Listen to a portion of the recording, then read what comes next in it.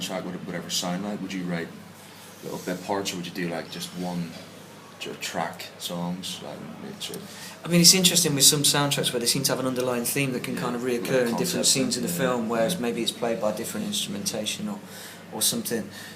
I suppose being a guitar player, I would like to gear it around the guitar, you know, and it'd be nice to do things with the guitar that are out of sort of, you know, because I'm not saying that with any of the, you know, with the bands, with Little Barrie or anything, it's limited, but our songs tend to be generally sort of, you know, really long pieces of music, or, you know, maybe we might in the future, but I'd like to do something geared around the guitar, because I think there's a lot you could do with the guitar instrumentally, and it also in terms of, you know, I've had a lot of ideas of things, you know, using layers and sort of orchestrating things a bit more, you know. It'd be a good way to sort of try some of those ideas out. Cool. Yukari from Twitter, she's from Japan, wants to know how many shirts do you have, and have you got any favourites? How many shirts do I have? I'm just trying to do a mental count. What is it? 1, 2, 3, 4, 5. I've probably got about 15 shirts. One of my favourites is the one with the big white polka dots on it, the black shirt that I bought from my friend Take in Japan, in Tokyo. That's a cool shirt. And I bought a few cool shirts in America recently when we were on tour on the West Coast in Long Beach. I found a beautiful 1950s shirt, pink shirt, and I bought a cool shirt in Portland, Oregon as well, which looks like it's handmade. I bought that, it was only $12, and that's really cool. It looks really old, but it's kind of... People have been asking about that shirt that you've recently put up on Facebook.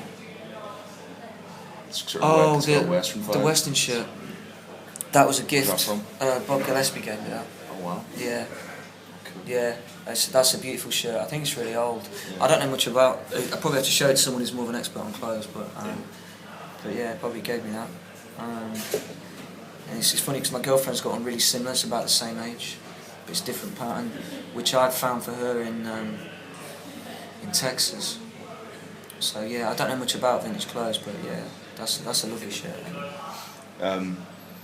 Amy Britton wants to know, as being from Nottingham, has it had any sort of influence on you, and do you feel that your background is irrelevant, or does it have an impact on your career? I don't think your background's the be-all and end-all of everything. It just depends, you know.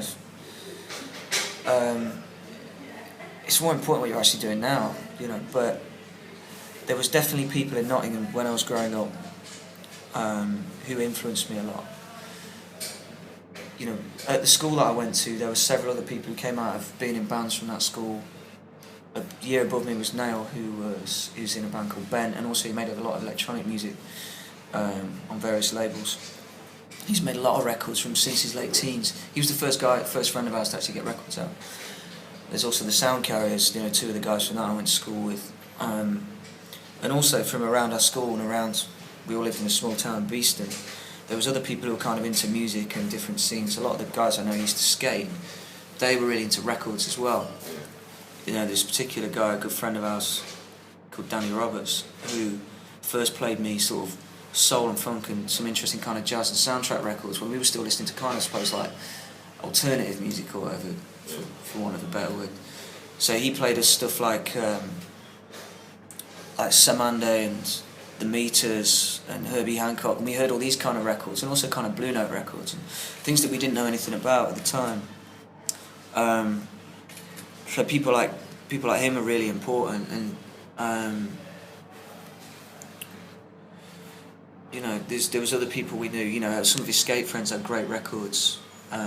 Some of the guys were a bit older than us, so they probably absorbed a bit more music and came from different scenes. Where maybe they were more into punk or they were more into other things. You know, so between us, we all heard a lot of music, and then getting out and playing a little bit more.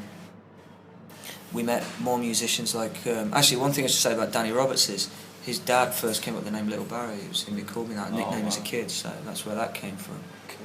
But like, you know, I went to college and I met Miles Newbold, who helped record and engineer the first Little Barrie single, first ever single. We did it in his house, and he played keys. We did it in his house as just a rough demo, and you know, so meeting people like that, and there were some really cool musicians in Nottingham and stuff. So I think we all influenced each other.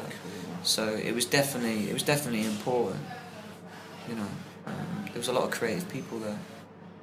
Some really talented people. James J. Myers got in touch on Facebook. He wants to know what first got you into music, and also what was the first record that you bought? The first, well, I suppose what really got me into music was like the Stone Roses and the Chuck Berry thing, into playing music. But much younger than that, when I was really young, the first record I actually asked for that my parents bought for me was Prince Charming, the album by Adam and the Ants, and I got it on cassette with a Boots battery-powered tape recorder, and I played that thing to death until the battery started slowing Adam's voice down. I had to get some new batteries, but yeah, that, you know, that I've always kind of liked music, I suppose. And then when I sort of, you know, got to like, you know, listen to my sister's records, that's when I started playing. But I saw James sent a message, actually, offering to lend me his amplifier on tour, which is very kind. It's got a beautiful old amp. Via Facebook? Yeah, I saw the picture. It's very nice amp. Stephen Dineen, I think you pronounce it. Apologies if not. Wants to know what it was like touring with Charles Bradley in America. It was an absolute privilege. Charles is just probably one of the most kindest, genuine, caring human beings that I've ever met, and I think probably Virgil and Lewis would say the same.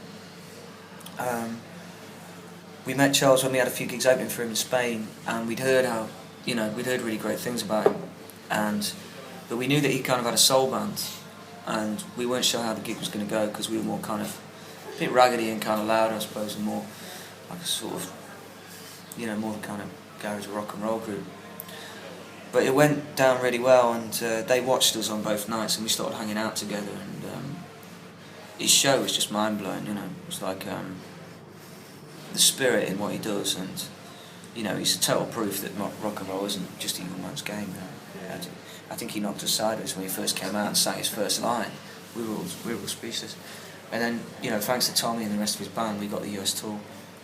And it was just so much fun. It was just like hanging about with friends, and we got on really well with those guys. And, you know, even when the tour ended, we had a week in New York, so we tried to